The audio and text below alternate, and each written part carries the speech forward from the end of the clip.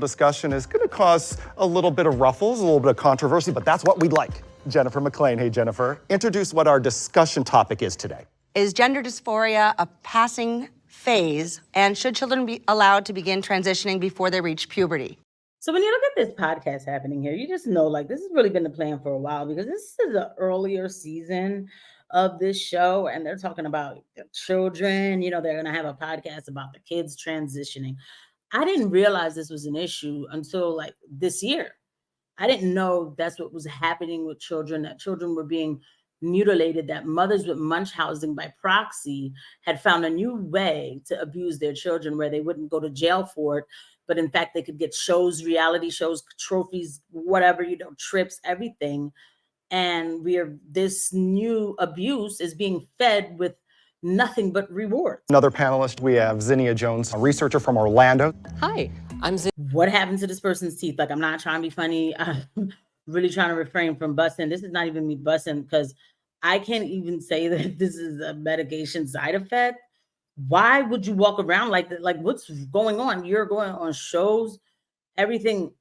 I would make sure that my smile is perfect. To my right, Jody Patterson here from New York City, who has a transgender son as well. My third child, Penelope, was assigned female at birth, but Penelope early on started showing signs that something was wrong, something was not settled. Your son is 10? 10, yes. 10. And where are you in all of this as far as transitioning? We have done nothing to suppress puberty because the puberty is not an issue yet. But when I think about or ingesting chemicals, it makes me nervous. And that's just on a mom level. I just think of them as my gender vitamin. And them teeth couldn't sell me on nothing. I'm just keeping it real. Like, I'm keeping it a buck. Like, for me, I would be like, oh, so you transitioned, you took the pills. Okay, whatever you did, I'm not putting my kids through. Like, we're going to fix this now. So, there's always a mother somewhere. Again, first of all, this lady, where's dad? Dad is nowhere to be found. And, for the person who thinks that I'm jumping to conclusions, I'm not saying it just to say it. This woman is out here already pimping her daughter to be a boy and all of this confusion and going on podcasts for attention. But the mom is saying, I could tell something was wrong. So because you can tell something was wrong, that means that she needs to be a boy. Or maybe she just doesn't like the way she looks. Maybe she feels like she's just a little too big. Maybe she feels like she doesn't get the guys like the other girls do. Maybe she feels like this is the easier outlet to get attention and for people to feel sorry for her. This could be a lot of things, but why is this the conclusion that we stop at? Dr. Bradley, give everybody kind of an overview of the research you've done. A little bit controversial. Tell us about that. Well, the most significant one is the long-term follow-up of kids seen in the clinic. These children all had gender dysphoria aged between 3 and 9 or 10. And we followed up to see whether or not the gender dysphoria persisted. Were they still having gender dysphoria? No, the majority of them, that is about 85%, had lost their desire to transition. Many of them self-identified as gay or lesbian. So it sounds like Dr. Bradley Clark is doing some sort of research to figure out the obvious, that children do grow out of this. And that's pretty cool to see that somebody really wants to find the answers to the questions.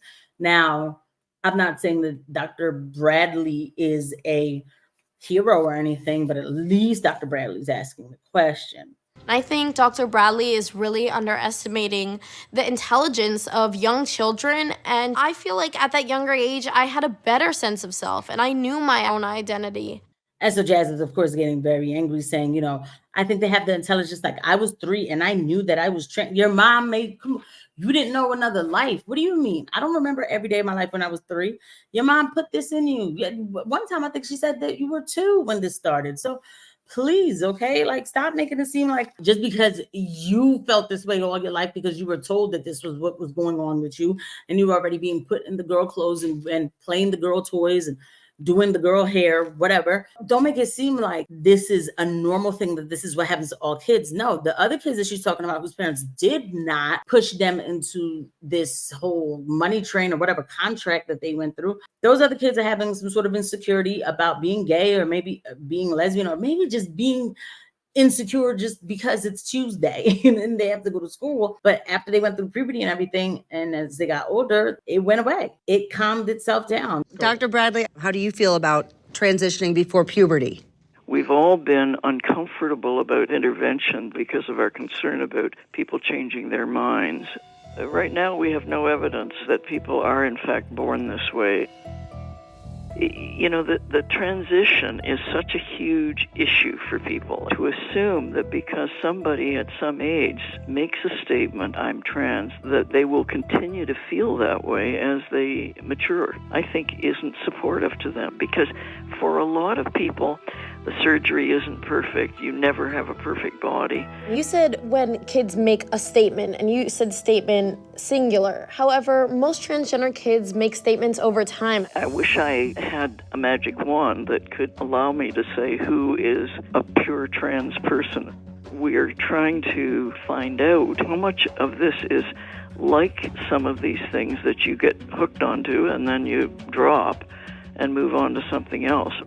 Dr. Bradley, had I brought little Jazz to you at the age of 3, where she was saying, I'm a girl, mommy, please, please, please, what would you have told me as a parent? If we did anything, it would be gentle discouragement. I think any trans person can tell you that society already provides an ample amount of more than gentle discouragement towards those who are trans and are out as trans.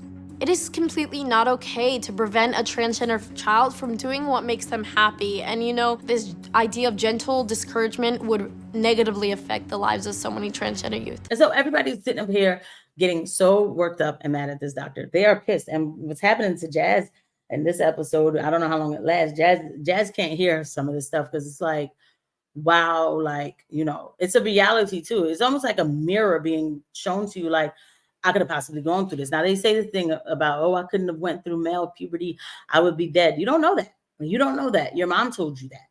But the thing is, you would have had a harder time because they started you off so early. But you don't know that. And look at the mom saying, oh, I don't think that people need gentle discouragement. I've heard what people have gone through. My child was different. You know, first of all, Jasmine, she was 3. She was telling me that she was a girl. What would you have told me to do? And you're saying gentle discouragement. They get that from the outside world anyway. And they don't change their minds. Like, nah, but y'all be pushing them. You pushed her. You pushed Jazz. Jeanette, you did. It is what it is. You did. You know, in all of these episodes and stuff, like, but you know, one thing I will say about these people, they know how to hold on to a lie so much that they actually believe it. But this whole thing where Jeanette, not only did she destroy her child, but she's going around the country and indoctrinating mothers, munchhousing mothers to destroy their children and making a hell of a lot of money doing it. I'll see you guys at the next video.